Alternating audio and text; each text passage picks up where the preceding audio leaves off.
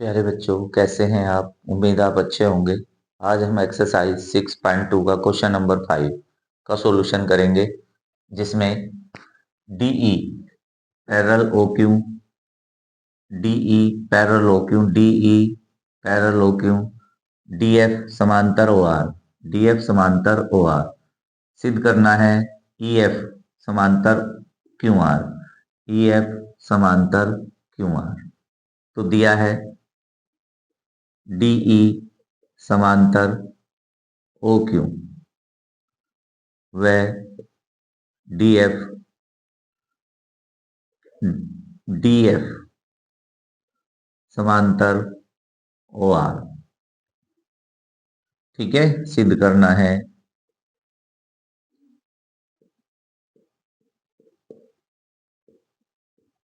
क्या सिद्ध करना है? ईएफ समांतर क्यू आर। तो इसके लिए उत्पत्ति शुरू करते हैं। हमें क्या क्या करना पड़ेगा,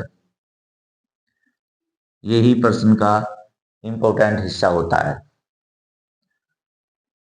देखो, अब हम पहले त्रिभुज लेंगे पी क्यू ओ में। त्रिभुज पी क्यू ओ में डीई समांतर ओ क्यू, डीई समांतर ओ क्यू। इसीलिए थेल्स प्रमेय से, थेल्स प्रमेय से, जिसका दूसरा रूप होता है समानुपाती प्रमेय। ठीक है, तो क्या लेंगे? इसने देखो दो इस टुकड़ों में बांट रखा है, PE upon E Q, PE upon E Q, या PE upon Q E, P upon Q E equal P D upon O D, P D upon O D. समीकरण 1। देखो, इस त्रिभुज में डीई समांतर है ओ क्यू के, तो ये जो हमारी ईडी है इस त्रिभुज की शेष दो भुजाओं को समान अनुपात में बांटेगी।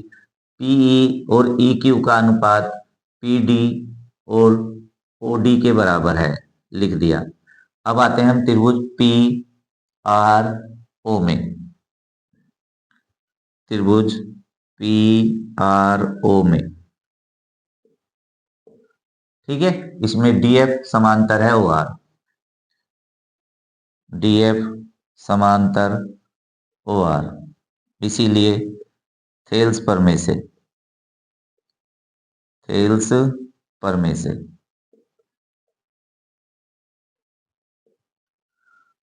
बताओ क्या हो जाएगा? P F upon R F, P F upon R F equal हो जाएगा P D upon O D, P D upon O D. ये हो गई हमारी समीकरण 2। यानी त्रिभुज की ये भुजा समांतर है इसके, तो ये जो हमारी दो भुजाएं बचती हैं उनको समान अनुपात में बांट देती है। समीकरण 1 व 2 से, समीकरण 1 व 2 से अब दो, एक और दो को देखते हैं।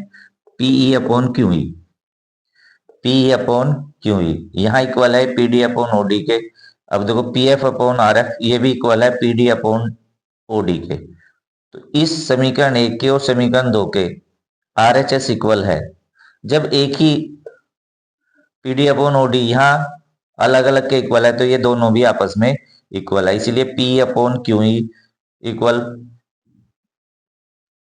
तो इसलिए हमने लिखा है P upon Q E equal P F upon R F. ये हमने सिद्ध कर लिया। इसको हम कह सकते हैं समीकरण 3। ठीक है, तो देखो अब हम चलते हैं त्रिभुज पी क्यू आर में। त्रिभुज पी क्यू आर में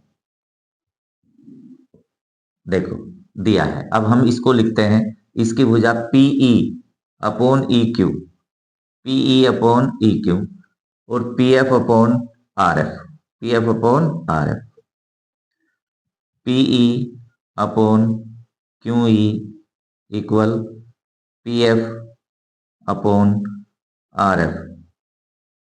ठीक है, तो देखो, अगर किसी त्रिभुज में, अगर किसी त्रिभुज में कि कोई एक ये है, तो इसका अनुपात इक्वल है ए अनुपात बी, और ये भी ए अनुपात बी, तो ये रेखा इस रेखा के समांतर होती है थेल्स प्रमेय के विलोम से। थेल्स प्रमेय के विलोम से